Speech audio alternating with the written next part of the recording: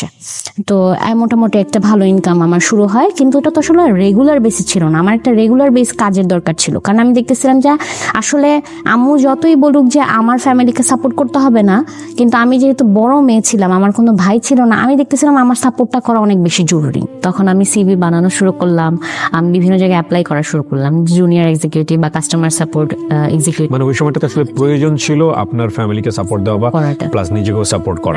বাবার ওই সামর্থ্যটুকু ছিল না। হ্যাঁ, কারণ আসলে সব কুলিয়ে উঠতে পারছিল না, সবকিছু বন্ধ, লকডাউন, কোথায় যাব কি করব। আর করোনা শেষ। আপনি তখন ইন্টার পাস করেছেন না করবেন? ইন্টার পাস করেছি। ইন্টার পাস করেছেন, ওকে জি। করে অলরেডি আমি তখন ভার্সিটিতে ভর্তি হয়েছি, বাংলাদেশ ইউনিভার্সিটিতে আর্কিটেকচার ডিপার্টমেন্টে। তো তখন আমি নিজেও পড়ছিলাম, তার পাশাপাশি হচ্ছে ওই অনলাইনে আর কি গ্রাফিক ডিজাইনে কিছু কাজ করছিলাম। এবং ওখান থেকে আর কি অ্যাপ্লাই করতে করতে অনেকগুলো অ্যাপ্লাই করার পরে একটা জায়গায় আমার আর কি জব হয়, এবং আলটিমেটলি মানে হয়তো বা ফরচুনেটলি আমার একটা ভালো জায়গায় জব হয়ে যায়, যেটা আসলে আমার ওই সময় আমার এডুকেশনাল ব্যাকগ্রাউন্ড অনুযায়ী যতটুকু পাওয়ার দরকার ছিল সেটা যেতে অনেক বেশি। আমি একটা ইন্ডাস্ট্রিয়াল মেশিনারিজ কোম্পানিতে, ওখানে আমার হচ্ছে সিনিয়র এক্সিকিউটিভ হিসেবে জব হয় সেলস অ্যান্ড মার্কেটিংয়ে।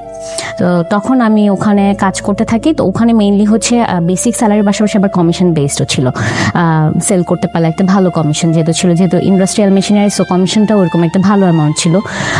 তো আলটিমেটলি ওই পারপাসে তখন আমার অনেকের সাথে পরিচয় হয় কাজের জায়গায়। আমরা বেসিক্যালি যে ফার্মাসিউটিক্যাল কোম্পানিগুলো আছে ওখানে আর কি মেশিন সাপ্লাই দিতাম। তো ওখানে অনেকের সাথে তখন আমার পরিচয় হয়েছে, এর মধ্যে জিসকা ফার্মাসিউটিক্যালে ওখানে আমার খুব ভালো একটা বন্ডিং হয়েছে। ওখানে জব করতে থাকি এবং আমার ফ্যামিলিকে দেখা যাবে সাপোর্ট করি। তারপরে কিছুদিন পরে আমার যখন ভালো লাগে আমি আবার একটা জবে সুইচ করি। লাইফ নিয়ে তখন এত বেশি ফ্রাস্ট্রেটেড ছিলাম, পড়াশোনা তারপরে নিজের জব হ্যান্ডেল করতে হচ্ছিল। 22 সালে লাস্টের দিকে আমার বাবা স্ট্রোক করে, ব্রেন স্ট্রোক করে। আমরা সাথে সাথে ডাক্তারের কাছে নিয়ে যাই, তখন বলে যে মাইনর স্ট্রোক, কিন্তু ঠিক 16 দিনের মাথায় আবার আরেকটা মেজর স্ট্রোক করে। এবং তখন আমার আব্বু এক কথায় বলতে গেলে বেডেই পড়ে যায়, কিন্তু প্যারালাইজ হয়নি, তার ব্যাকবোনে প্রবলেম হয়েছিল। তো ওইভাবে আসলে কাজ টাজ করতে পারছিল না। তো আমি তখন আমার বাবাকে বলি যে আমি তো অনেক ভালো হ্যান্ডসাম, এমন একটা ফ্যামিলি চালানোর জন্য যতটুকু দরকার তার চেয়ে তো অনেকটা বেশি আমার অলরেডি ইনকাম চলে আসছে। তো আমি যেহেতু পারছি আমি করি, তুমি টেনশন করো না।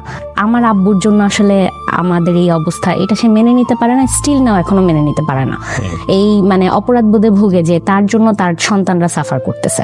আমি যেখানে জব করতাম, তো ওখানে 1.5 মাস যাওয়ার পরে একদিন আর কি আমার অফিসে আর কি আমাদের ব্রাঞ্চে আসে একজন।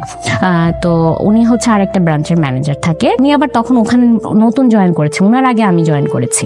তো উনি যখন আসার পরে পরিচয় হয়, লোকটা দেখতে আর কি একটু জাপানিজ টাইপের লাগে আমার কাছে, মানে একটু চাকমার মতো ফর্সা একজন লোক, মানে আমার ভালো লাগে নাই। তো উনি এসে খুব হাম্বল ভাবে ওনার প্রেজেন্টে বস ছিলেন। তো উনি আবার ওনার ফ্যামিলি সবাইকে নিয়ে আমেরিকায় সেটেল হয়ে যাবে, এখানে আর বিজনেসটা করবে না। তো তখন উনি বলে যে সাইদ তোমার সমস্যা নাই, আমার ভাইয়ের কাছে আমি দিয়েছি, ওনার ভাইয়েরও ট্রাভেল এজেন্সি ছিল, তুমি ওর কাছে থাইকো, দেখবা যে ওখান থেকে তুমি ভালো কিছু আমি মনে করি করতে পারবা। এবং ওকে বলা আছে তুমি যতটুকু পড়তে চাও তুমি ততটুকু পড়তে পারবা। প্রায় 1.5-2 বছর কাজ করার পরে ট্রাভেল এজেন্সির মধ্যে সবচেয়ে বড় একটা কোম্পানি হচ্ছে, ওইখানে আমার বাবার পরে জব হয় একজন জুনিয়র এক্সিকিউটিভ হিসেবে। 1.5-2 বছর থাকার পরে আমার বাবা একটা ভালো পজিশনে চলে যায়, তার নিজের একটা আলাদা একটা সার্কেল হয়, সে অনেক ভালো করতে থাকে। তো ওই সময় আমার বাবা আর কি বিয়ে করে ফেলে, এবং তারপরে আমার বাবা মায়ের বিয়ের 1 বছরের মাথায় আমি চলে আসি। তো যখন আমার ভাই হয় 2005 সালে, তখন আমার বাবার ব্যবসায় এতটা ভালো হয় যে মানে যেটা কল্পনার বাইরে। উনি এটা শুরু করে কিভাবে? বিকজ উনি তো কর্মচারী ছিল। হ্যাঁ, কর্মচারী ছিল, কিন্তু ট্রাভেল এজেন্সি ব্যবসাটা হচ্ছে, এটা তো ভিসা প্রসেসিং এর ব্যাপারগুলো, সো এখানে অতটা ক্যাপিটাল লাগে না। না ওরকম ক্যাপিটাল লাগে না, বাট যেহেতু স্টুডেন্ট ভিসা, এখন যেমন হচ্ছে বিভিন্ন কাউন্সেলিং হচ্ছে কোম্পানিগুলো ছিল, এগুলো তা তখন ছিল না। তখন তো মানুষ হাতে হাতে ব্যবসা করতো, একটা সার্কেল করে ফেলতো, তো একটা অ্যামাউন্ট থাকতো যে ঠিক আছে আমি স্টুডেন্ট ভিসার জন্য আমি এটা করে দিচ্ছি, আমি সব প্রসেসিং করে দিব, হলে আমাকে এটা দিতে হবে। আচ্ছা আচ্ছা, এভাবে অনেক মানে ক্যাপিটাল চলে। আপনার সঙ্গে আপনার ভাইয়ের বয়সের ডিফারেন্স কত? প্রায় 4.5 বছর। তো আস্তে আস্তে বাবা জমি কেনা শুরু করলো, যতটুকু অ্যাসেট করা প্রয়োজন। তো আমার বাবা মা আবার খুব শৌখিন মানুষ, তারা খুব ঘর সাজাতে পছন্দ করে। আমার বাবা সবসময় একটা কথা বলে যে রুকে কষ্ট দেওয়া যাবে না, যেটা খেতে মন চেয়েছে মানে এটা এখনই খেতে হবে। আজকে বিরিয়ানি খেতে মন চেয়েছে, তো আজকে বিরিয়ানি খাবো, কালকে পান্তা ভাত খেতে হলে কালকে পান্তা ভাত খাবো। খুবই শৌখিন মানুষ। তো তারা খুব শখ করে একটা ফ্ল্যাট বুকিং দেয়, তখনই আমার ভাই যখন হয় তখনই দেয়, এবং ওইটার কাজ আস্তে আস্তে চলতে থাকে। খুব ভালো চলতে থাকে, এবং এত ভালো যে আমি দেখেছি অনেক সময় ঘুম থেকে উঠে যে আমার বাবা সারা রাত আসেনি, হয়তো প্যাসেঞ্জার গিয়েছে, সে তার কাজের জায়গায় যথেষ্ট লয়াল ছিল এবং অনেক পরিশ্রমী একজন মানুষ ছিল, এবং অল্প সময় অনেক বেশি উপরে উঠে যাওয়ার কারণে অনেকে চোখেও পড়ে যায়। তখন সবাই চারিদিকে যে আরে সাইদের তো সেই অবস্থা হয়ে গেছে। তখন আমরা যে এলাকাটায় থাকতাম, আমার মনে আছে যে প্রতি শুক্রবার আমাদের বাসায় সকালে দরজা খোলা হতো এবং বিকেলে মাগরিবের পরে দরজা বন্ধ করা হতো। আমার বাবা কখন মসজিদে যাবে এবং কখন আমার বাবার সাথে এত এত মানুষ আসবে, সবাই আমাদের বাসায় খাবে। প্রতি শুক্রবার আমাদের বাসায় খাওয়া হতো, এবং মানে কোনো লিমিট নাই। আমার বাবার অনেক বড় একটা আক্ষেপ ছিল তার মাকে সে করতে পারে নাই, ওই যে কারণে কাজগুলো সে করতেন। কারণ আমার দাদি হচ্ছে মারা গিয়েছে ব্লাড ক্যান্সারে। আমি স্কুলে যখন পড়াশোনা করি তো তখন দেখা যায় যে আমার বাবার একজন খুব ক্লোজ ফ্রেন্ড ছিল যিনি আসলে পড়াশোনা ওরকম করেনি, তো কিন্তু তারও ফ্যামিলির অবস্থা খুব খারাপ থাকার কারণে আমার বাবা কি করে, আমার বাবার অফিসে, তখন অলরেডি আমার বাবা মতিঝিলের শাপলা চত্বরের ওখানে 4 তলা একটা বিল্ডিং অফিস নিয়ে ফেলেছে, খুব ভালো অবস্থা। তো তখন আমার বাবার অফিসে একজন অ্যাসিস্ট্যান্ট হিসেবে আমার বাবা তার ফ্রেন্ডকে জব দেয়, এবং সে সবসময় বলতো যে আমি সাইদকে অলওয়েজ ফলো করি, আমার ভালো লাগে, ও যা করে আমি ওর মতো হতে চাই, আমার বাবার ফ্রেন্ড এটা বলতো। তো সেও দেখা যায় যে 1.5-2 বছরের মাথায় তারও লাইন হয়ে যায়, তো সেও এই ব্যবসার ঘুমোর যখন বুঝে যায় তখন সে বলে যে না, আমি তোর সাথে থাকবো না, আমি আমার মতো বিজনেস করবো। 2012 সালে আমরা আমাদের ফ্ল্যাটে উঠি। ফ্ল্যাটে ওঠার কথা ছিল 2009 সালে। 3 বছর যাবত আমার মা আর বাবা তারা শৌখিনতার বসে বিভিন্ন জায়গা থেকে বিভিন্ন জিনিস কালেক্ট করে করে একটু একটু করে পুরো ফ্ল্যাট সাজিয়েছে। 12 সালে হঠাৎ করে আমার বাবা খুব ডিপ্রেশনে থাকে, প্রায় দেখতাম যে সে মানে ঠিক মতো কারোর সাথে কথা বলতো না, তার ফেস ধরে আছে, অফিস থেকে খুব মেজাজ গরম করে আসছে। তো আমার আম্মু যখন জিজ্ঞেস করে যে কি হয়েছে আমাকে বলো, তো বল না, এই ব্যবসার ব্যাপার তুমি বুঝবা না। তা এরকম করে প্রায় 1.5-2 মাস যায়। আম্মু দেখে যে না, বাবার মধ্যে অনেক চেঞ্জ আসতেছে, মানে খুব উগ্র মেজাজ হয়ে যাচ্ছে, খুব টেনশনে থাকছে, সিগারেটের উপর সিগারেট খাচ্ছে, মানে কারোর সাথে কথা বলছে না, আম্মু কিছু জিজ্ঞেস করতে আসলে ধমকের উপর ধমক দিচ্ছে। তো একটা পর্যায়ে আম্মু দেখে যে আসলে ডে বাই ডে এই জিনিসগুলো বেশি হচ্ছে, এবং আমাদের বাসায় দেখা যেত যে 2-3 লাখ টাকা এমনি ক্যাশ ফেলে রাখতো, বিপদে আপদে লাগতে পারে এটার জন্য।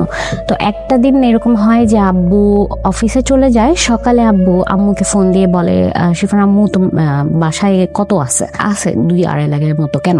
তো আমার বাবাকে আমার মা হচ্ছে অন্ধবিশ্বাস করতো, কারণ আমার বাবা মা হচ্ছে পছন্দ করে বিয়ে করে, এবং আমার মায়ের ফ্যামিলিতেও আমার মাকে আসলে ওইভাবে তখন মেনে নেয়নি দেখে আমার মার আসলে বাবা ছাড়া আর কেউ ছিল না, এবং অসম্ভব ভালোবাসতো দুইজনকে।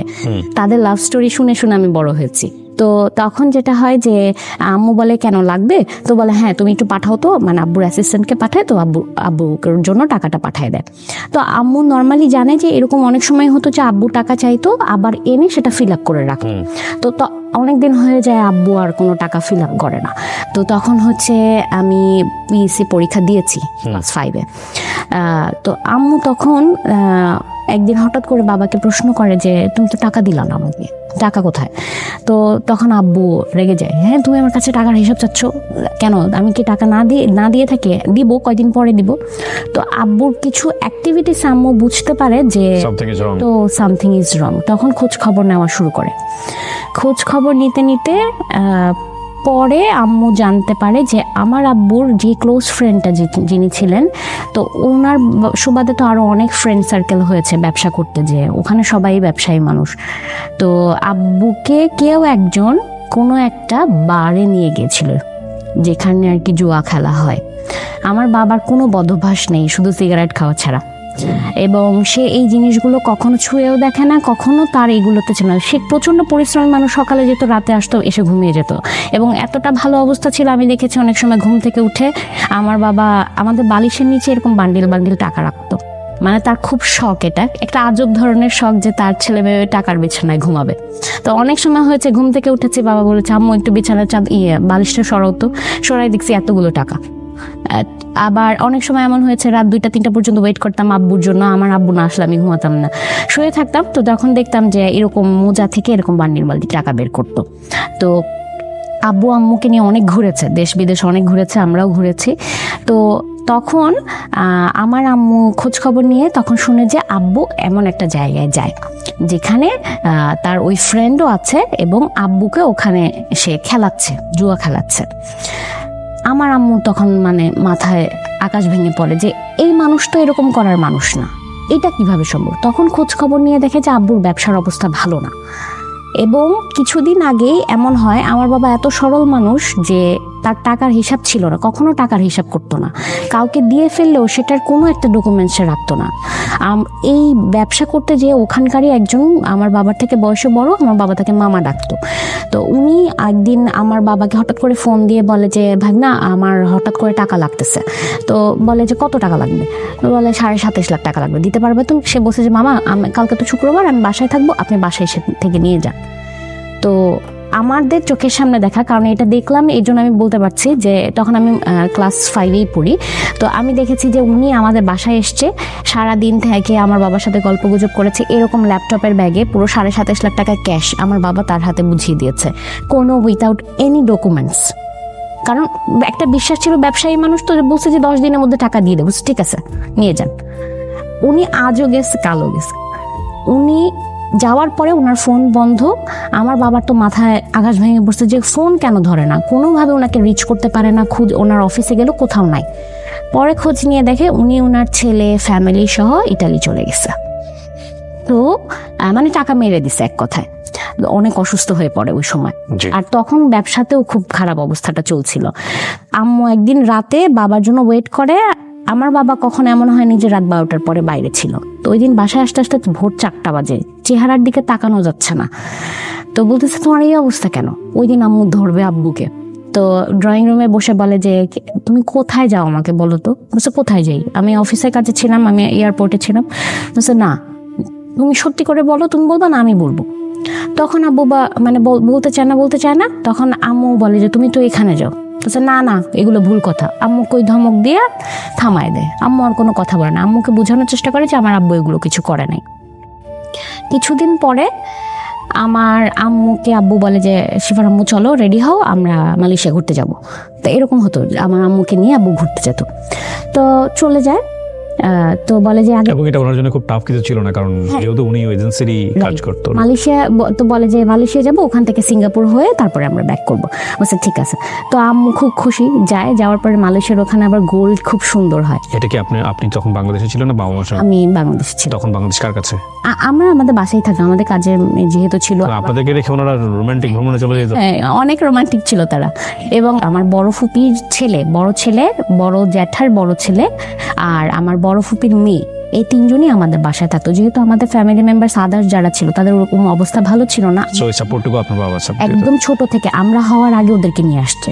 Okay fine. সো আমাদের বাসাতেই বড়, সো টেক কেয়ার করতে আপনাদেরকে, ওরা আমাদেরকে টেক কেয়ার করতো। তো তখন যাওয়ার পরে আম্মু মুখ থেকেই শোনা যে আম্মু ওখানে যাওয়ার পর দ্বিতীয় দিন অনেক গোল্ড কিনে, আব্বুই কিনে দেয়। তো কিনে দেওয়ার পরে আম্মুকে হোটেলে রেখে আব্বু বলে যে তুমি থাকো, আমি একটু আসতেছি। তো মালয়েশিয়াতে একটা জায়গা আছে যেখানে আর কি বেটিং এগুলো করা হয়। এটা হচ্ছে মেঘের উপরে একটা জায়গা। তো ওখানে যায় আমার আব্বু, এবং ওখানে যায় হচ্ছে সবচেয়ে ওই রকম টাকা পয়সাওয়ালা মানুষ, যাদের মানে শুরুই হয় হচ্ছে 10 লাখ 20 লাখ থেকে শুরু। তো ওই জায়গায় আমার আব্বু যায়, তার খুব শখ সে ওখানে যেয়ে খেলবে। তো ওখানে যাওয়ার পরে সে তার ওই যে ক্লোজ ফ্রেন্ডটা থাকে তাকে হঠাৎ করে ফোন দিয়ে বলে যে 10.5 লাখ টাকা হবে তোর কাছে। আমার আব্বু কিন্তু টাকা পয়সা নিয়ে গেছে, আমার ইমার্জেন্সি লাগতেছে। তো তখন আমার আব্বুর যে ক্লোজ ফ্রেন্ড, আমার আব্বু এবং আমার আব্বুর ওই ক্লোজ ফ্রেন্ড, তারা একদম ছোটকাল থেকে একই এলাকায় থাকতো। তো তারাও ফ্রেন্ডদের মতোই। তো আমার ওই আঙ্কেল কি করে, আমার আম্মুকে ফোন দিয়ে বলে যে খুশি সাইদ তো আমার কাছে এরকম 10.5 লাখ টাকা চাচ্ছে। পরে বলতেছে ভাই তাহলে হয়তো বা ওই ব্যবসার জন্যই চাইতেছে। বলছে তুই কই? বলে আমি তো হোটেলে। বলে তা সাইদ কই? বলে যে সাইদ তো ও তো বললো যে বাইরে, ওই টাকা নেয় নিয়ে সে ওখানে ওগুলো খেলে। তো তারপরে আমার আম্মুকে হঠাৎ করে 3 দিনের মাথায় আব্বু বলে যে শিফার আম্মু তো অনেকদিন হয়ে গেছে, তুমি বাসায় চলে যাও। তুমি মানে দেশে চলে যাও, আমি আসতেছি, আমার এখানে আরো কিছু কাজ আছে, 2-3 দিন পরে আমি আসবো। আমার আম্মুকে এটা বল। তা কখনো এরকম হয় নাই যে আমার আম্মুকে আব্বু আলাদা একা পাঠিয়ে দিচ্ছে, বলতেছে কি এমন কাজ, তা আমি থাকলে কি হয়েছে। তখন আব্বু বলে যে না না, এত দৌড়ঝাঁপের মধ্যে তুমি কি সারাদিন হোটেলে বসে থাকবে নাকি, এটা তো ভালো দেখায় না, তুমি যাও। তো ওই যে আমার আম্মু তখন হচ্ছে গোল্ড যখন নিতে যায়, তখন আমার আব্বু বলে কি এগুলো নেওয়ার দরকার না, এগুলো আমি নিয়ে আসবো। আমার আম্মুকে বলে। নেশা কি জিনিস। হ্যাঁ, আম্মু বলে যে কেন, আমি নিয়ে যাই, সমস্যা কি, তুমি তোমার কাজ ছেড়ে আসো। না না, তুমি নিলে এখানে ইমিগ্রেশন অনেক ঝামেলা করবে, তুমি এই বিষয়গুলো বুঝবা না, মানে সবসময় দামায় রাখতো। তো আম্মু ওইটাই বিশ্বাস করতো, আচ্ছা ঠিক আছে, হ্যাঁ হ্যাঁ, না তুমি যেটা বলছো ওইটাই ঠিক। তো আম্মু কি করে, আব্বুর কাছে দিয়ে চলে আসে। আসার পরে আম্মু আর ওই গোল্ড খুঁজে পায় না। তো যখন বলে যে গোল্ড কই, তো তখন বলে যে ওইটা ওখানে সেল করে দিছে, আমি তোমাকে এখান থেকে, আর আমার হঠাৎ করে টাকা লাগতেছে ওটা। তো বলে তো এটা কি ধরনের কথা, তুমি আমাকে বলতা। তো তখন বলে যে থাক, ওগুলা লাগবে না, আমি তোমাকে আবার কিনে দিব, সমস্যা নেই। নিয়ম মাফিক আমার বাবা অফিসে যাচ্ছে, আমরা কিন্তু এর মধ্যে কিছু হয়েছে কিনা আমরা কিছু জানি না, কারণ আমার আম্মু কখনোই বাবা মার মধ্যে যেটা হতো আমাদের উপরে সেটা আসতে দিত না। 3-4 দিন পরে দেখা যায় যে হঠাৎ করে একদিন সকালে 11টার দিকে আমাদের বাসায় একজন মানুষ আসে। উনি স্ট্যান্ডার্ড চার্টার্ড ব্যাংক থেকে আসে। আমার বাবা স্ট্যান্ডার্ড চার্টার্ড ব্যাংকের তখন ভিআইপি ক্লায়েন্ট ছিল। উনি আসে, আমার বাবা তাদের ফোন রিসিভ করতেছে না এটার জন্য। ভিআইপি অ্যাকাউন্ট হোল্ডার তো আপনি বোঝেনি, মানে স্ট্যান্ডার্ড চার্টার্ড ব্যাংকের ভিআইপি অ্যাকাউন্ট হোল্ডিং মানে হচ্ছে কিন্তু বিগ অ্যামাউন্ট অফ ডিলিং হয়, আর অ্যাকাউন্ট একটা মিনিমাম বার থাকে যে এই পরিমাণ অর্থ থাকতে হবে তাহলে আপনি ভিআইপি সুবিধাগুলো পাবেন। So basically VIP account holder বলতে এগুলো বোঝায়, আরও ব্যাংক অ্যাকাউন্ট পেতে অনেক কিছু হয়। হ্যাঁ, তো তারপরে দেখা যায় যে উনি আসে, তো উনি এসে বলতেছে ম্যাডাম স্যার আসলে আমাদের ফোন ধরতেছে না, আমরা প্রায় 3 মাস ধরে ওনার সাথে কথা বলার চেষ্টা করছি। প্রথম উনি কল ধরেছে, ওনাকে মিটিংয়ের জন্য বলা হয়েছে যে আমাদের সাথে এসে একটু দেখা করেন। তো উনি আসছে, উনি আজকে ডেট দেয়, কালকে ডেট দেয়, উনি আর আসে না। তো আমরা আসলে স্যারকে রিচ করতে পারছি না। ওনার অফিসে গিয়েছিলাম, তখন ওনাকে পাইনি। এই নিয়ে 3-4 বার ওরা চলে গেছে। তো বাধ্য হয়ে ওনারা আমাদের বাসায় আসে। তো আম্মু বলে ঘটনা কি সেটা আমাকে বলেন। তো বলে যে আসলে যে অ্যামাউন্টটা ওখানে রেখেছিল সেটা আমার বাবা একদিন উঠিয়ে ফেলেছে। তো এইটা তো ওদের জন্য মানে আশ্চর্যজনক একটা ঘটনা যে একদিনে এত টাকার কেন ট্রানজেকশন হলো। অলমোস্ট প্রায় 2.5 থেকে 3 কোটি টাকা একদিনে উনি নিয়ে চলে গেছে। এবং ওরা তো যেহেতু আব্বু ভিআইপি ক্লায়েন্ট ছিল, সেক্ষেত্রে আমার বাবাকে তারা ক্রেডিট কার্ডও দিয়েছিল একটা ভালো অ্যামাউন্টের, সেটাও সে তুলে নিয়েছে। তো সেটা তো রিফিল করতে হবে। এই 3 মাস যাবত আমার বাবা কোনো রিফিল করে নাই। এই পারপাসে আর কি তারা কথা বলবে আমার আব্বুর সাথে, কিন্তু আমার আব্বু তাদেরকে আজকে ডেট দিচ্ছে, কালকে ডেট দিচ্ছে, হচ্ছে না। আমার আম্মু রাতে বাবা যখন আসে কথা বলে, তখন আমার আব্বু স্বীকার করে যে আমার আব্বু আমার আম্মুকে বলে যে আমার ব্যবসায় অনেক বড় লস হয়েছে, আমি অফিসও বিক্রি করে দিব, আমার কোনো কিছু রাখা সম্ভব না, অনেক টাকা আমার ঋণ হয়ে গেছে। তা আম্মু বলে কি ঋণ হয়েছে, কেন হয়েছে, তোমার তো কখনো আমি এরকম দেখি নাই।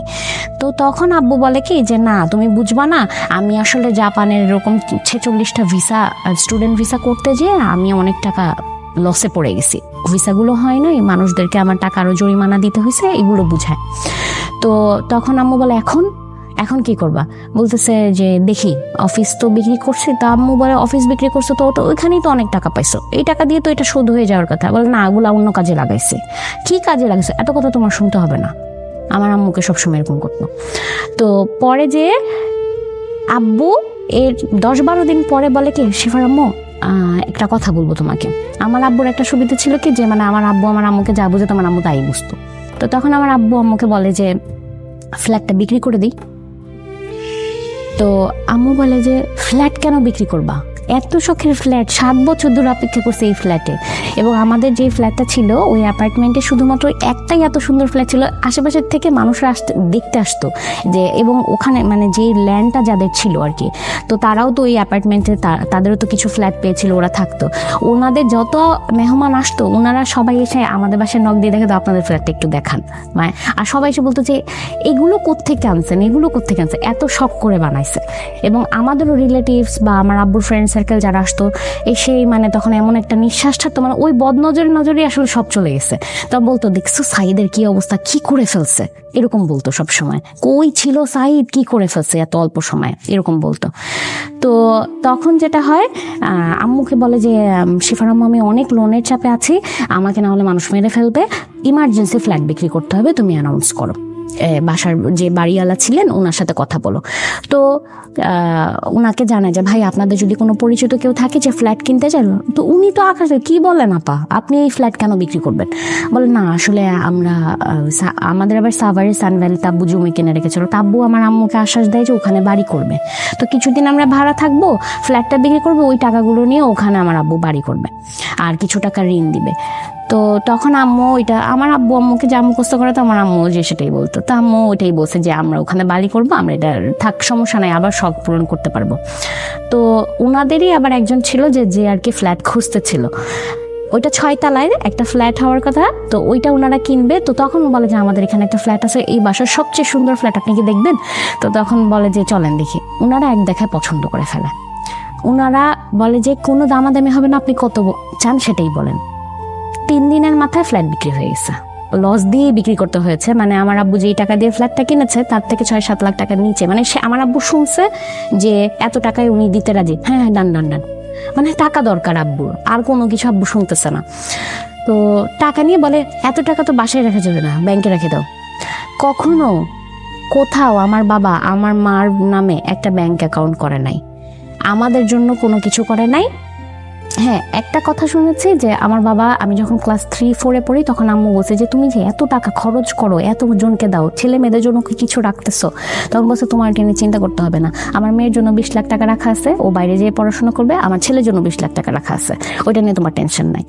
তো আমরা জানতাম যে ওইটা আছে, ওটা অনেক আগেই চলে গেছে ওখানে, সেটাও জানি না। তো আলটিমেটলি আমার আম্মুর হাতে আসলে কিছুই ছিল না, কিছু গোল্ড ছাড়া। তো ফ্ল্যাট যখন বিক্রি করে তখন আমরা যে আরেকটা বাসায় ভাড়া উঠি দিয়ে 3 রুমের একটা বেডরুমে, ওই বাসায় আমরা ভাড়া নিই। তো আম্মু তখন বলে এখন এই টাকা দিয়ে কি করবা? তো বলে যে তোমাকে না বললাম যে সাভার ইয়ে করবো। বলে আচ্ছা ঠিক আছে। তো এরকম করে খুব সুন্দর যায়। হঠাৎ করে একদিন আমার বাবার মত বদলায়, আমার বাবা বলে সিফার আম্মু আসলে এখানে মনে হয় ব্যবসা ভালো হবে না, আমার মনে হয় দেশের বাইরে এই চলে যাওয়াটা ভালো হবে, পরে তোমাদেরকেও নিয়ে যাব। তো আম্মু বলে এটা তো ভালো কথা, আমি তো তোমাকে আজকে না বহুত আগেই বলছি, যখন তুমি এত ঘোরাফেরা করো তখনই বলছি তুমি ওখানেই সেটেল হয়ে যাও, আমরা সবাই মিলে চলে যাই, একটা ভালো ফিউচার হবে। তখন তো যেতে রাজি হও নাই। তো বলে যে জাপানে ভালো সুবিধা আছে, আমি ওখানে যেতে পারবো। তো আব্বু এই কথা বলে যে তাইলে তো টাকা লাগবে অনেক। টাকা কোথায়? ওই যে ফ্ল্যাট বিক্রির টাকা। তো বলে যে তাহলে বাড়ি করবা না? বলে না, তাহলে বাড়ি করে কি করবো, তোমাদেরকে তো নিয়েই চলে যাবো 1-1.5 বছরের মাথায়। আম্মু ওইটাই বিশ্বাস করে, বলে তাহলে কি আমি ওখান থেকে খরচ করবো? আম্মু বলছে করো খরচ। তো তখন হচ্ছে যে আব্বু বলে যে ভিসা তো হয়ে গেছে, টিকিটও কেটে ফেলছি, তাইলে সব প্যাকিং করি। 4টা লাগেজ সে প্যাকিং করছে, বাইরে যাওয়ার জন্য যা যেভাবে করা দরকার সব করছে, বাসায় ভর্তি করে বাজার করে দিছে, করে খাওয়া দাওয়া করে আমাদের থেকে বিদায় নিয়ে আম্মু তখন বলছে একবারের জন্য যেহেতু যাচ্ছ, 1.5 বছর পরে আমরা যাব বলছো, তাহলে তোমাকে একটু আমরা এয়ারপোর্টে পৌঁছাই দিয়ে এসে। বলছে না লাগবে না, যাই নাই কেউ। আব্বু গেল, তারপরে 2 দিন হয়ে গেছে আব্বু আর ফোন দেয় না। তো তখন ফোন দেয় না কেন? এরপরে যখন আমরা মানে খোঁজ খবর, আমার আম্মুর তো অবস্থা খারাপ। আমার বাবার একজন ফ্রেন্ড ছিলেন যিনি জাপানে থাকে, ওনার ফুল ফ্যামিলি সহ। তো ওই আঙ্কেলকে আব্বু ফোন দিয়ে বলে কি, আম্মু তো জানে না যে কতক্ষণ সময় লাগে জাপানে যেতে, জানতো যে হয়তো 12-13 ঘন্টার একটা ট্রানজিট হবে। তো তাও আব্বুকে মানে আঙ্কেলকে ফোন দেয়, ফোন দিয়ে বলে কি ভাই বাংলাদেশ থেকে যদি জাপানে যেতে হয় তাহলে কতক্ষণ সময় লাগে? বলে ভাবি ট্রানজিট মিলে হয়তো 16-17 ঘন্টা এর মধ্যে পৌঁছায় যাবে। বলে কেন ভাবি? বলে আপনার ভাই তো জাপান গেছে। বলে কি বলেন, জাপান গেছে? আমাকে জানায়নি। বলে কেন গেছে, ঘুরতে নাকি থাকতে? বলছে থাকতে গেছে, ওখানে যাবে বললো আমাদেরকে নিয়ে যাবে। তো কিন্তু বলে কবে গেছে? বলে পরশুদিন গেছে, 2 দিন হয়ে গেছে এখনো আপনার ভাই ফোন দেয় নাই। কিন্তু আপনার ভাই তো এর আগে এত দেশে ঘুরছে, আমার আব্বু 7টা পাসপোর্ট, ঘুরতে শেষ করেছে, তার এই একটাই শখ সে দেশ ঘুরবে। তো বলে যে এর আগে এত জায়গায় গেছে, এয়ারপোর্টে থেকেই সিম নিয়ে আমাদেরকে ফোন দিত, এবার 2 দিন হয়ে গেছে আপনার ভাই ফোন দেয় না। বলে না ভাবি এরকম তো হওয়ার কথা না, হয়তো ব্যস্ততায় আছে, সময় করে ফোন দিবে। তো বলে আমি খোঁজ নিয়ে দেখতেছি। 7 দিন 8 দিন হয়ে যায়, আমার আব্বু কোনো খোঁজ নাই। আমার আম্মুর অবস্থা খারাপ, আমাদের অবস্থা খারাপ, আমার আব্বু কোথায় আমরা জানি না। এমন কোনো মানুষ নাই যার কাছ থেকে খোঁজ নিতে পারবো যে আসলে আব্বু কি আছে নাকি আব্বু নাই পৃথিবীতে, সেটাও জানতেছি না। আমার আম্মুরা 2 বোন, আমার আম্মুর বড় বোন আসে। তো আমার খালু যিনি থাকে, উনি একদিন গুলশানের ওই দিক দিয়ে যাওয়ার সময় আমার আব্বুকে মনে হয় দেখছে লাগে। আমার খালু রাস্তার এই পাশ আর এই পাশ, তো এক ঝলক দেখছে, আমার খালু এসে বলে যে আমি সাইদকে দেখছি। আম্মু এটা বিশ্বাস করেন, বলে কি বলেন আপনি এগুলো? বলে না আমি দেখছি এবং ও আমাকে দেখছে, ও আমাকে দেখার সাথে সাথে এখান থেকে সরে গেছে। এখন কথা তো মিলে না, আমরা তো জানি যে জাপান গেছে, সে এখানে কি করে তাহলে? পরে যখন আমার আম্মু বলে যে এখন কি আপনি আবার ওখানে জানতো যায় আবার খোঁজ নেন তো, যখন খালু ওখানে যায় তখন জানতে পারি গুলশানের একটা হোটেলে আমার আব্বু, মানে বাসা থেকে যেদিন বের হয়েছে তারপর থেকে আমার আব্বু গুলশানের ওই হোটেলে ওখানেই ছিল, থাকার জায়গা হিসেবে আর কি ওখানে ছিল। তো আব্বু আমার খালু যখন আমার বাবার খোঁজ নিতে যায় তখন আমার বাবা ওখানে থাকে না, একটু আগেই বের হয়ে গেছে এটা বলছে। তো ঠিক জাপানে যাওয়ার ডেট থেকে শুরু করে 17 দিনের মাথায় আমার আম্মুর নাম্বারে আরেকটা নাম্বার থেকে ফোন আসে, বাংলাদেশের একটা নাম্বার থেকে ফোন আসে, এবং ওই ফোনটা আসলে আমি তখন আবার ধরি। তো ধরে আমি বলি যে হ্যালো কে? তো বলে যে শিফা আম্মুকে দাও। আমার তো কণ্ঠ চেনা লাগে, আমি আব্বু? বলে হ্যাঁ আম্মুকে দাও। হ্যাঁ তুমি কই? আর এই নাম্বার কেন? বলে আম্মু আম্মুকে দাও না। তা আম্মুকে দেয়, তখন আমার আব্বু মানে এক কথায় আসামে সারেন্ডার করে যেরকম ওরকম, যে শিফার আম্মু তুমি আমাকে মাফ করে দাও, আমি সব শেষ করে ফেলছি, আমার আসারও জায়গা নাই, আমি আসলে জাপান যাইনি, আমি কি মুখ নিয়ে দেখাবো, আমি আসলে সব টাকা নষ্ট করে ফেলছি। কিসে নষ্ট করছো? তখন বলে যে আমি একজনের পাল্লায় পড়ে আমার ব্যবসা খুব খারাপ যাচ্ছিল, আমার কাছে মনে হয়েছে এত কষ্ট করে পরিশ্রম করে এত টাকা ইনকাম করি, যেই কষ্ট এটা তো 2-3 মিনিটে এত টাকা চলে আসে, এই চিন্তা করে খালি টাকা ঢালছি। প্রথমে কিছু টাকা পাইছি, তখন এরপরে মনে হয়েছে তাইলে এখন থেকে তো এটাই ভালো, সারাদিন কাজ না করে যদি 2-3 ঘন্টা কাজ এখানে খেলাধুলা করে যদি এই অবস্থা হয়, এত লাখ লাখ টাকা ইনকাম করে তাহলে তো এখানেই টাকা ঢালা ভালো। কিন্তু এরপরে দেখি যে খালি টাকা চলে যায়, ওই টাকা উঠাইতে যে খালি টাকা ঢালছি, এটা করতে করতে আমি সব খোয়াই ফেলছি। আমার বলে তুমি কি ফ্ল্যাটের টাকা এগুলো এইখানে দিছো? এরপরে আব্বু স্বীকার করে। তো আম্মু তারপরে বলে তুমি ঠিক আছো? তো বলে যে হ্যাঁ আমি ঠিক আছি, কিন্তু আমি আজকে 3 দিন ধরে খাওয়া দাওয়া করি না, আমার কাছে টাকা নাই। আম্মু বলে যে তো তুমি বাসায় আসো। বলে আমি যদি বাসায় আসি, আমরা যে এলাকাটায় থাকতাম, আমার আব্বুর যে ক্লোজ ফ্রেন্ড, ওই যে যার কাছ থেকে 10.5 লাখ টাকা সে ঋণ নিয়ে, আমার ওটা মাথায় আসলো যে উনি আসলে প্রচার করতে চাইছে উনি দেশের বাইরে যাতে করে ঋণ থেকে বাঁচতে। রাইট, এবং ওইখানেই তখন আমরা জানতে পারি যে আমাদের এলাকায় অনেকের কাছে ঋণ নেওয়া হয়ে গেছে আমার আব্বু। তো আব্বু বলতেছে আমি বাসায় আসতে পারবো না, আমি এখন আমাকে সবাই খুঁজতেছে, যদি আমাকে দেখে যে আমি এখানে আসি আমাকে এখানে টিকতে দিবে না। তো তখন আমি বলি তাহলে কি করব? তুমি বাসায় আসো, আগে হাজির তো হও, আমি তো তোমাকে আগে দেখি তুমি কোন অবস্থায় আছো, তোমরা কি আমার সাথে থাকতে চাও? এটা বলছে। তো আম্মু বলছে কেন তোমার সাথে থাকবো না তো কার সাথে থাকবো, যা হবে হিসাব পরে, আগে তুমি আসো। তখন আব্বু বলে তাইলে এই এলাকায় থাকা যাবে না, আমাকে এখানে আমার একটা মান সম্মান আছে, এখানে আমাকে টিকতে দিবে না, ইমিডিয়েটলি বাসা দেখো অন্য আরেকটা এলাকায় যেখানে আমরা চলে যাব, ওখানে সহজে আমাদের খোঁজ খবর পাবে না।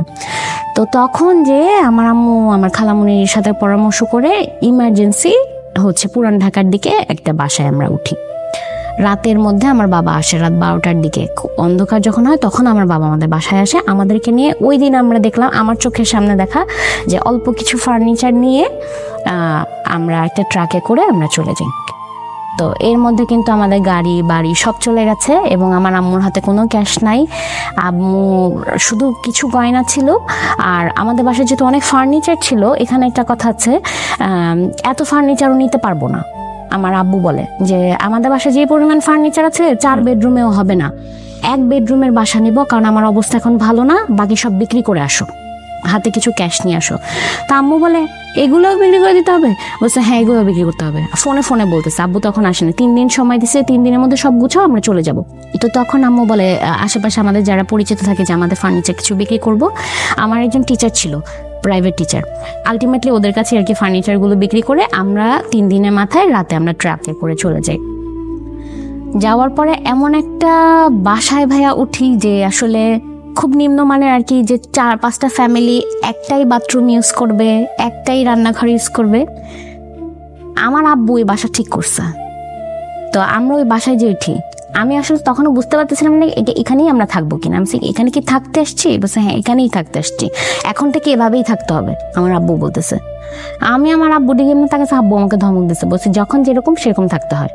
এখন আমি তো ইউজ টু না, আমি তো সবসময় দেখছি আরেক রকম, গাড়ি থেকে নামছে আমাকে এখন এই অবস্থায় এনে রাখছে, আমি তো চিল্লাচিল্লি, হ্যাঁ কেন এখানে থাকবো, এখানে ঠিকভাবে শোয়া যাচ্ছে না, ঠিকভাবে খাওয়া যাচ্ছে না, আমাদের জিনিস কই, আমার জামা কাপড় কই, আমি কি স্কুলে পড়বো না, অনেক চিল্লাচিল্লি করছে। তো তখন আম্মু আমাকে অনেক মারছে, যে কথা শুনোস না, সবসময় একরকম থাকে না, সব কিছু বুঝতে হয়, আর তুমি বড় হয়েছো না। তুমি তো বড় হয়েছি দেখে এটাই মনে হয় আসলে সবচেয়ে বড় কষ্টের ব্যাপার, যে সব কিছু মেনে নিতে হবে বড় হইলে। তো বলতেছে তুমি যদি এরকম করো তাহলে ছোটটা কি করবে। তখন ক্লাস 6-এ পড়ি এবং প্রায় 7 মাস স্কুল কিছুই করি নাই। তো তখন অনেক কষ্টেই দিন কাটতেছিল এবং আমার আব্বু তখন কোনো কাজ পাচ্ছিল না, কারণ আমার আব্বু আসলে এমন মেসাকার একটা অবস্থা করে ফেলছে যে তার বিজনেসের যে পজিশনটা, ওখানে যাওয়ার মতো কোনো অবস্থা সে রাখেনি, এত ঋণ করছে। আমার বাবাকে এরপরে আমরা আমার আম্মু আর কোনো উপায় না দেখে মালয়েশিয়াতে পাঠিয়ে দেয়। ওখানে ওয়ার্ক পারমিট ভিসা আমার বাবা চলে যায়, কিন্তু আসলে আমার বাবা কখনো ফ্যামিলি ছাড়া থেকে অভ্যস্ত না, তো তার খুব কষ্ট হয়। যেই স্যালারিতে আসলে জব করতো সেটা দিয়ে তো ফ্যামিলি চলতো না, খুব কষ্ট হতো। কিন্তু এই বিষয়গুলো নিয়ে আপনার মাকে দেখতেন না? আপনার বাবার সাথে কখনো খারাপ আচরণ করে?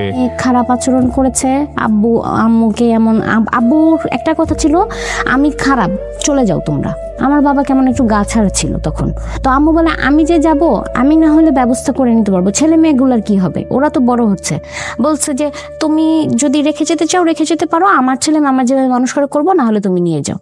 কিন্তু আমার আম্মুর আমার বাবার প্রতি একটা উইকনেস ছিল সব সময়। ওই জায়গা থেকে মানে আমার বাবা আম্মু চিন্তা করতো যে এই মানুষটা তো আমি ছাড়া কেউ নাই, আমি চলে গেলে এ কই থাকবে, তো কোথায় যাবে বলতেও পারতেছি না। এমন অনেক সময় হয়েছে যে আমি আমার আম্মুকে বলছি যে আব্বুর তো এই অভ্যাসটা চেঞ্জ হচ্ছে না, আব্বু সব শেষ করে ফেলছে, দেখো আমরা কোথা থেকে কোথায় আসছি, আমি আজকে থেকে আর বাবাই ডাকবো না। আমার এমন অনেকবার হয়েছে, আমার আম্মু ঘুরায় আমাকে থাপ্পড় মারছে 3-4 বার।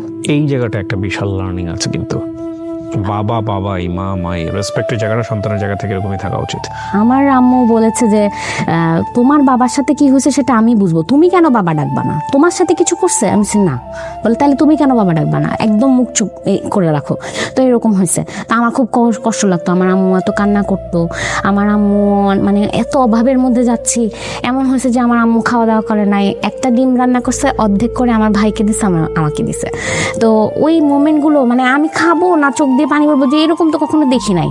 তো একটা নর্মাল একটা স্কুলে ভর্তি হই আমি, ওখানেই আমার 7-8 শেষ হয়, জিএসসিটা কমপ্লিট করি এবং জিএসসিতে আমি গোল্ডেন জিপিএ 5 পাই। তো আমার আম্মু আবার পড়াশোনা নিয়ে খুব স্ট্রিক্ট ছিল।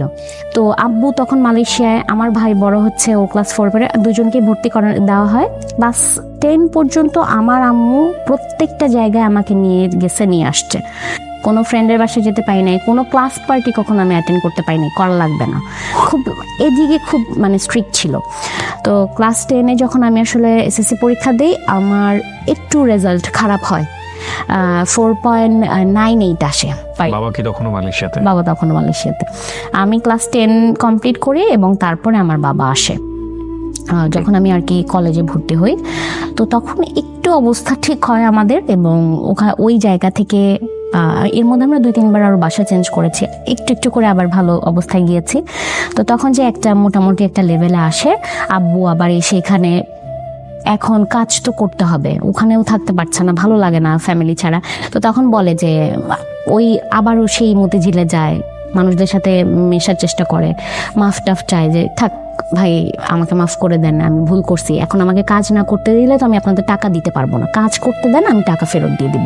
তো অনেকেই তখন আমার আব্বুকে সাপোর্ট করে এবং একটু একটু করে আবার আমার আব্বু আবার সেই ট্রাভেল এজেন্সির বিজনেসে মুভ অন করে। আমার পরিবারের যে আত্মীয় স্বজনগুলো ছিল, এই যে আমার ক্লাস 6 থেকে ক্লাস 4 পর্যন্ত যে জার্নিটা 4-5 বছরের, ভুলেও একটা মানুষ একবারের জন্য আমাদেরকে ফোন দিয়ে জিজ্ঞেস করে নাই তোমরা কেমন আছো। এবং ওই যে আব্বুর ক্লোজ ফ্রেন্ড, আমার আম্মুর এত ক্লোজ ফ্রেন্ড, কখনো কেউ আমাদেরকে দেখতেও আসে নাই, যে ওরা যে এত বছর এখানে ছিল ওরা কেমন আছে, বাচ্চাগুলো কেমন আছে, কখনো দেখতে আসে নাই। এমন হয়েছে যে খুব খারাপ সময় গেছে, আমার আম্মু এমন কিছু মানুষের কাছে টাকা ধার চাইছে কিছু কিছু সময়, যে জানে যে বলা লাগবে না, এর আগেই দিয়ে দিবে, কিন্তু ওই মানুষগুলো এত বাজেভাবে রেসপন্স করছে আমার আম্মুকে, যে আমার আম্মু মানে মুখ কোথায় লুকাবে, মানে আমার আব্বুকে নিয়ে এত বাজে কথা বলছে। তা এরকম অনেকবার হয়েছে। তো মানুষ তখন আর কি চেনা হয়ে গেছে, যে যখন মানুষ বিপদে পড়ে কেউ সাথে থাকে না, আর যারা তখন ওই মধ্যে থাকবে তারাই তোমার প্রকৃত বন্ধু। আমি ইন্টারে যখন পড়াশোনা করি, এই প্রথম আমার আম্মু আমাকে বলে যে ঠিক আছে, এখন থেকে তুমি একা যাতায়াত করবা, তুমি বড় হয়েছো, তুমি বুঝো, আমি তোমাকে বিশ্বাস করি, আমি জানি যে তুমি ইনশাল্লাহ এমন কোনো কিছু করবা না। এবং আমি তো আসলে জগৎ চিনি আমার মাকে দিয়ে, এর আগ পর্যন্ত রাস্তায় যে হাঁটতে গেলেও আমি ভয় পেতাম তখন। এমন তো নতুন নতুন আমার কলেজে যাওয়া, ক্লাস করছি, রেজাল্ট ভালো হচ্ছে, সব দিকই ঠিকঠাক আছে। আমার আম্মু সবসময় আমাকে নিয়ে অনেক এক্সপেকটেশন রাখতো, এখনো রাখে যে আমি লাইফে অনেক ভালো কিছু করব। আর আমার গায়ের রং একটু কালো ছিল দেখে অনেক সময় অনেকে এটাও বলছে যে আপনার মেয়ে তো আমার এরকম সুন্দরও না, আপনার মেয়ে গায়ের রঙও কালো, পড়াশোনাই ভালো হইলে হবে, সব দিকেই ভালো হইতে হয়, না হলে তো মেয়েকে ভালো জায়গায় বিয়েও দিতে পারবেন না। আমি যখন ইন্টার পড়তে থাকি তখন আর কি আমি একটা পার্ট টাইম একটা জবে আমি ঢুকি ইন্টারের সময়। এটা হচ্ছে একটা ফাউন্ডেশন টাইপের, বাচ্চাদের ফাউন্ডেশন, ওখানে বাচ্চাদেরকে পড়ানো যেত। তো আমি হচ্ছে এরকম শুক্র শনিবার যেহেতু আমার কলেজ বন্ধ থাকতো, আমি ওখানে যে বাচ্চাদেরকে পড়াতাম, 3,000 টাকা বেতন পেতাম। আমি আমার ইন্টারটা কমপ্লিট করি, তখন আর কি করোনা চলে আসে। তো ওই টাইমে তো রেজাল্ট অটোই চলে আসে এবং আমি খুব ভয় ছিলাম যে আসলে রেজাল্ট কি আসে। লাকিলি আমার রেজাল্ট গোল্ডেন জিপিএ 5 চলে আসে। তো তারপরে যে লকডাউন পড়ে যায়, আব্বু যে বিজনেসটা করছিল ওটাও তো সবই বন্ধ হয়ে যায়, এখন কিভাবে চলবো? তো তখন আমার আম্মু বলে যে শিফা, পড়াশোনা করতেছো করো, তার পাশাপাশি অন্য কিছু করার চেষ্টা করো, কোন একটা কাজের সাথে যুক্ত হও, ফ্যামিলিকে সাপোর্ট দাও না, তুমি তোমারটা করতে পারলেই হলো। বিভিন্ন জায়গায় অ্যাপ্লাই করে, এখন আমি মাত্র করেছি এইচএসসি পাস, আমার কোনো অভিজ্ঞতা নাই, আমাকে কে নিবে কাজে?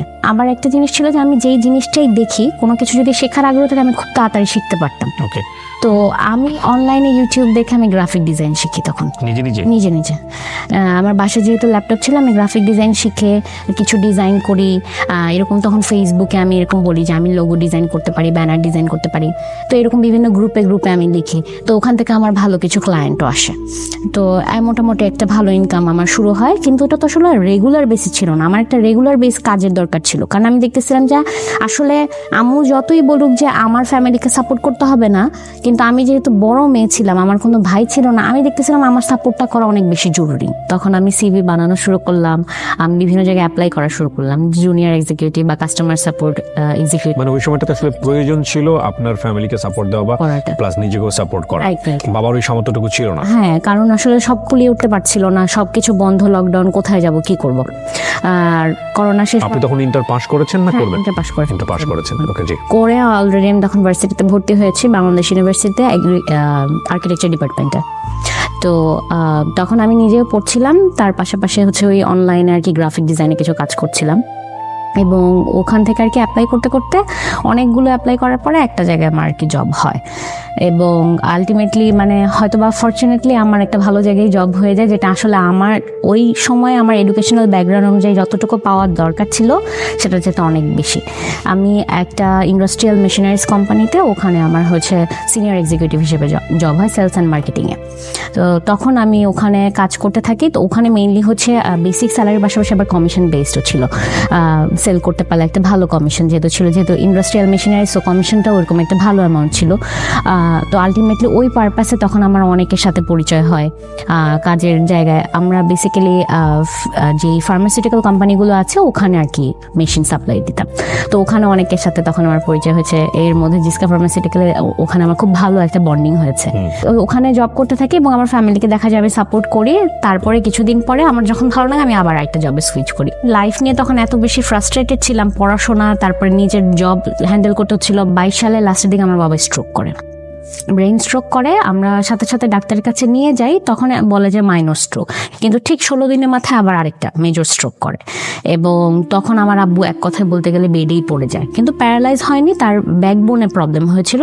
তো ওইভাবে আসলে কাজ করতে পারছিল না। তো আমি তখন আমার বাবাকে বলি যে আমি তো অনেক ভালো হ্যান্ডসাম, এমন একটা ফ্যামিলি চালানোর জন্য যতটুকু দরকার তার চেয়ে তো অনেকটা বেশি আমার অলরেডি ইনকাম চলে আসছে, তো আমি যেহেতু পারছি আমি করি, তুমি টেনশন করো না। আমার আব্বুর জন্য আসলে আমাদের এই অবস্থা, এটা সে মেনে নিতে পারে না, স্টিল নাও এখনো মেনে নিতে পারে না। এই মানে অপরাধ বোধে ভুগে যে তার জন্য তার সন্তানরা সাফার করতেছে। আমি যেখানে জব করতাম, তো ওখানে 1.5 মাস যাওয়ার পরে একদিন আর কি আমার অফিসে আর কি আমাদের ব্রাঞ্চে আসে একজন। তো উনি হচ্ছে আরেকটা ব্রাঞ্চের ম্যানেজার থাকে, উনি আবার তখন ওখানে নতুন জয়েন করেছে, ওনার আগে আমি জয়েন করেছি। তো উনি যখন আসার পরে পরিচয় হয়, লোকটা দেখতে আর কি একটু জাপানিজ টাইপের লাগে আমার কাছে, মানে একটু চাকমার মতো ফর্সা একজন লোক, মানে আমার ভালো লাগে নাই। তো উনি এসে খুব হাম্বল ভাবে ওনার প্রেজেন্টেশনটা দিচ্ছে যে আমার নাম এটা, আমি এইগুলো করেছি। আমি ওনাকে পাত্তাও দিইনি, মানে হ্যাঁ আসছি, উনিও তো আমাদের মতো একজন কলিগ, তো বুঝছি তো উনি ম্যানেজার, তো কি হয়েছে, তো যাক গেল। তো যেটা হয় যে ওই দিন বিকেলবেলা আমরা অফিসের নিচে যখন আমরা চা খেতে যাই, তখন ওখানে উনি থাকে।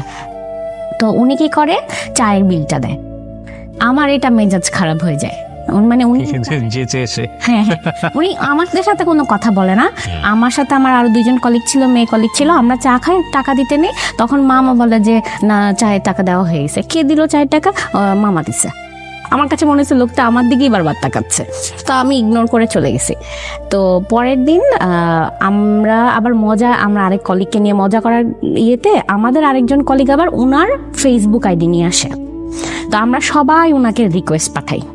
তো নতুন ম্যানেজার আসছে, এটা নিয়ে আর কি নিজেদের পার্সোনাল আর কি কমেডি করতেছিলাম যে লোকটা দেখতে জাপানিজের মতো, হ্যাঁ ওনার সাথে যদি তোকে বিয়ে দিয়ে অনেক মানাবে। তো এরকম মজা করতে করতে আমিও রিকোয়েস্ট পাঠাই, কিন্তু আমি কিন্তু কথা বলি নাই। তো উনি আমাকে বলে যে চায়ের ট্রিটটা কেমন ছিল। তো আমি বলছি যে হ্যাঁ, থ্যাংকস ফর দ্য ট্রিট। আমি এটা বলি, বলে একটা কথা আছে। আমি জি বলেন। Will you marry me? আমি কি বলে এগুলা? আমি আপনি আমাকে চেনেন? বলছে না, আমি আসলে সরাসরি আগে এটা বলছি কারণ আপনাকে দেখে মনে হয়েছে যে একেই আমি বিয়ে করব। এর জন্য আমি তো বিয়ের জন্য পাত্রী খুঁজতেছি, আর আপনার সাথে আমার পরিচয় হয়েছে, আপনি আমাকে দেখছেন গতকালকে, কিন্তু আমি আরো 15 দিন আগে আপনাকে দেখছি। কোথায় দেখছেন 15 দিন আগে? বলে আপনি যখন অফিসে উঠতেছিলেন তখন আমি ইন্টারভিউর জন্য আসছিলাম, এবং আপনাকে তখন দেখাতেই মনে হয়েছে যে এই মেয়েটাকেই আমি বিয়ে করব। এবং 15 দিন পরে উনি যখন জয়েন করে তখন আর কি আমার সাথে কথা হয়। তো আমি তখন বললাম যে আমি তো আপনাকে পছন্দ করি না, আপনি আমাকে চেনেন না, জানেন, আগে দেখেন, কথা বলেন, তারপরে। তো বলে সমস্যা নাই, আপনি সময় নেন, কথাবার্তা বলি, তবে করলে বিয়েই করব, এইটা ফাইনাল। আচ্ছা ঠিক আছে, দেখা যাবে।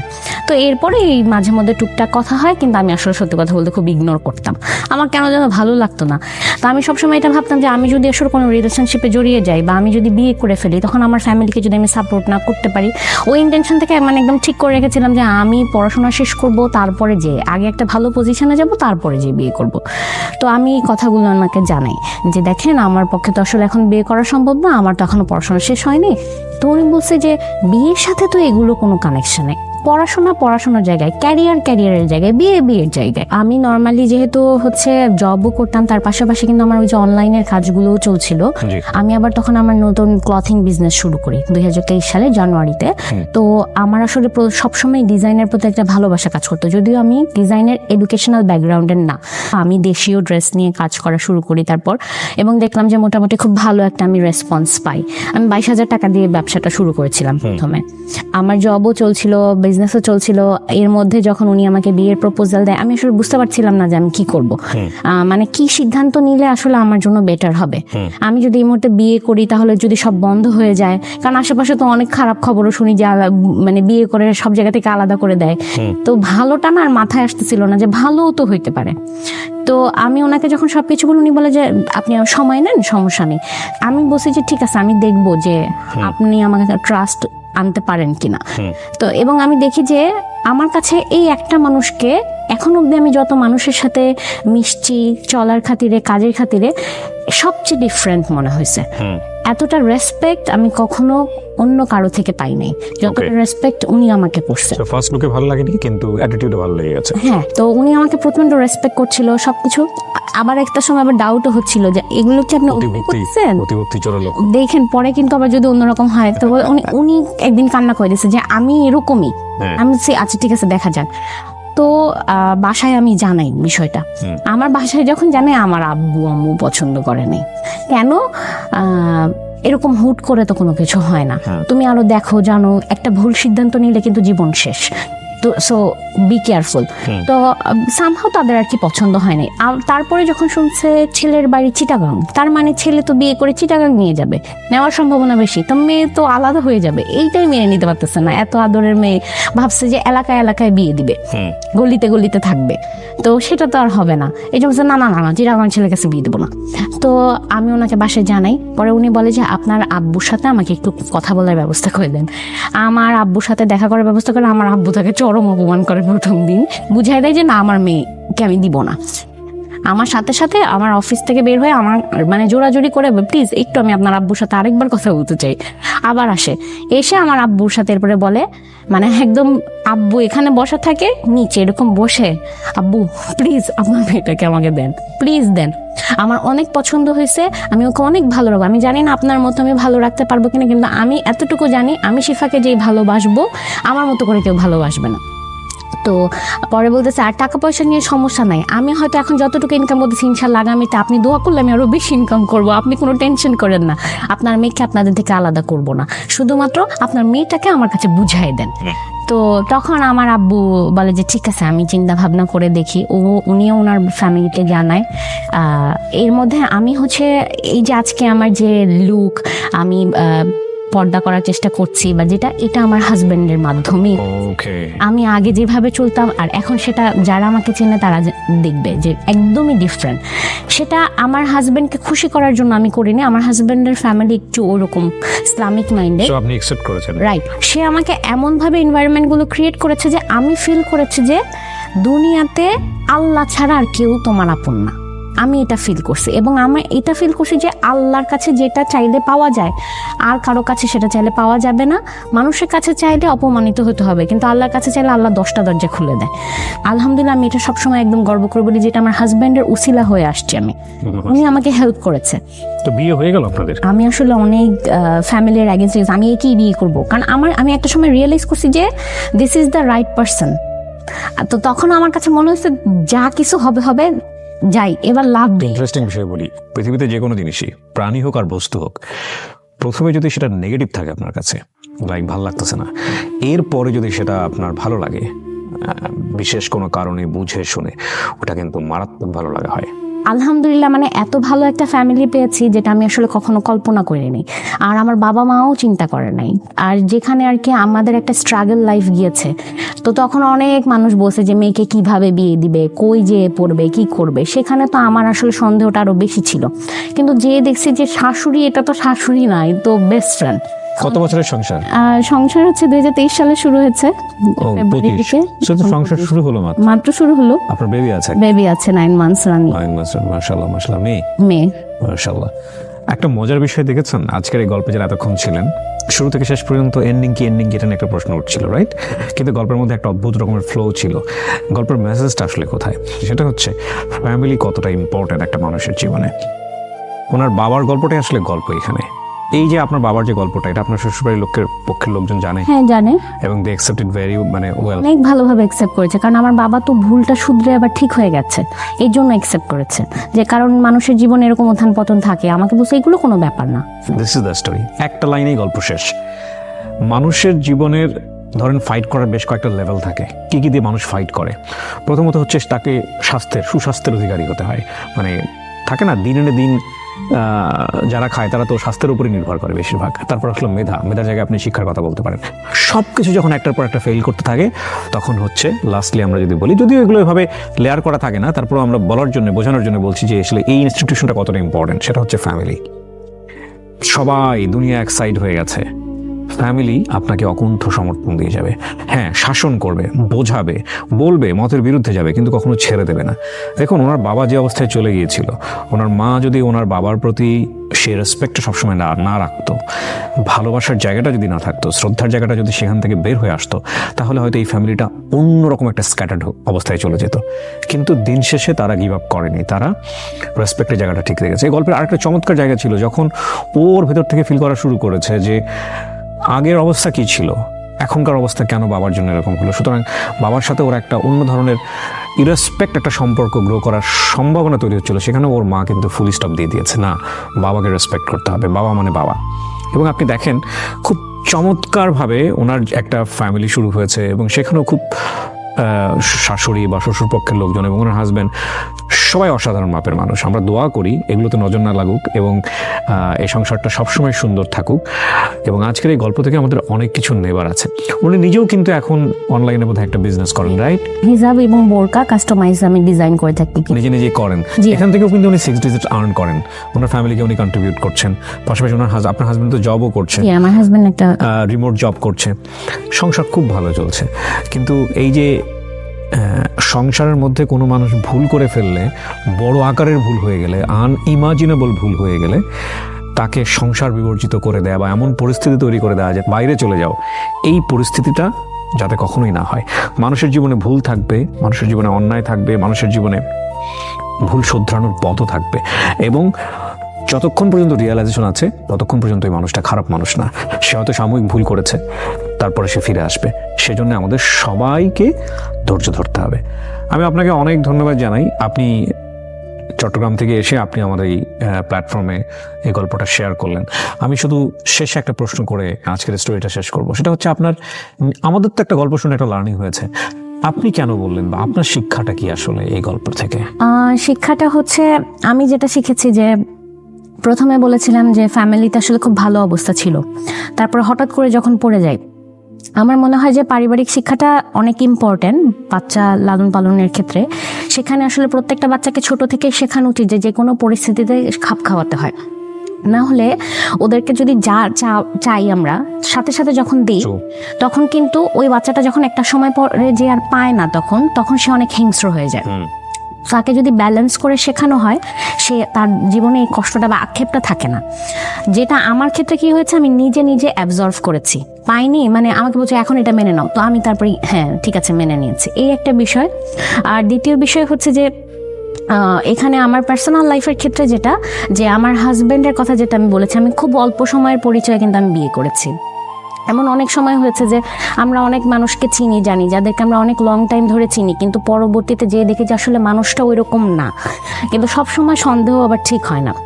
আমার হাজব্যান্ডকে প্রথমে আমার মনে হয়েছে যে সে অভিনয় করে। আর ফ্যামিলি বন্ডিংয়ের যে ব্যাপারটা, এটা আপনি যেটা বলেছেন এটা আমি 100% আমি একমত। কারণ হচ্ছে যে আমার বাবার ক্ষেত্রে বলেন বা আমার শ্বশুর বাড়িতেও অনেক রকমের সমস্যা, যেটাই থাকুক না কেন, আমরা সবাই আসলে একসাথে ছিলাম দেখে এত সুন্দর করে আমি আসলে গল্পটা এখন গুছিয়ে বলতে পেরেছি। যদি ব্যাপারটা অন্যরকম হতো তাহলে আসলে কোথায় যেয়ে ছিটকে যেতাম সেটা আসলে নিজেও জানি না। আর সেখানে আমার মার অবদানটা অনেক বেশি। এবং আমি তো আপনার মাকে বলবো যে ওনার কারণেই আসলে পরিবারটা টিকে আছে। এক্স্যাক্টলি সেটাই। কারণ আমি চেয়েছিলাম যে আলাদা হয়ে যেতে, আমার আম্মুকে আমি আমার 13 বছর বয়সে বলছিলাম চলো আমরা আলাদা হয়ে যাই, সে কিন্তু এটা করতে দেয় নাই, কখনোই দেয় নাই। এবং আমি এখন এটা এসে বলি, আমার বাবা যখন আজকে অসুস্থ হয়ে গেছে, বেডে পড়ে গেছে, প্রতিনিয়ত আমাদের কাছে ক্ষমা চায়। তো আমি এখন আমার বাবাকে বলি, আব্বু তোমার ক্ষমা করার কিছু নেই, তুমি আমাকে ক্ষমা করে দাও, আমার কোনো ব্যবহারে কষ্ট পাইছো কিনা। এখন এতটাই বাচ্চা হয়ে গেছে যে আমার তাকে জিজ্ঞেস করতে হয় তুমি কি খাবা, বলো তোমার কি খেতে ইচ্ছা করে। গতকালকে যেমন বলছি যে আমার এটা খেতে ইচ্ছা, আমি এটা যদি এনে দেই তাহলে তুমি কি আমাকে দোয়া করবা। আমি এখন, কারণ আমার হাজবেন্ড এটা আমাকে শিখিয়েছে যে যত পারেন বাবা মা থাকতে দোয়া নিয়ে নেন। ট্রু। অসাধারণ জায়গাতে শেষ হলো। প্রিয় দর্শক এবং শ্রোতা, আমরা আমাদের জায়গা থেকে বাবা মার কখনো যেন বিচার না করি। প্রত্যাশা করে আছেন বাবা জীবনে অনেক কামি আছে, আপনাকে অনেক কিছু দিয়ে যাবে, দিন শেষে দেখলেন যে না, বাবার আসলে দেওয়ার মতো কিছু নাই, মায়ের আসলে দেওয়ার মতো কিছু নাই। এবং তাৎক্ষণিকভাবে যদি আপনার মধ্যে চেঞ্জ চলে আসে বাবা মায়ের জন্য, তাহলে আপনি সঠিক সন্তান হন নাই দুনিয়াতে, আসলেই হন নাই। বাবা মায়ের কাছ থেকে যদি কিছু চাওয়ার থাকে তাহলে দোয়া চান, that is the best asset. কারণ ভাগ্য পরিবর্তন হয় চোখের পলকে। আপনি আজকে যে অবস্থায় আছেন কালকে এর চেয়ে অনেক বেটার থাকবেন বা এর চেয়ে অনেক খারাপ থাকবেন, সেটার কথা তো আপনাকে সৃষ্টিকর্তা বলেই দিয়েছে।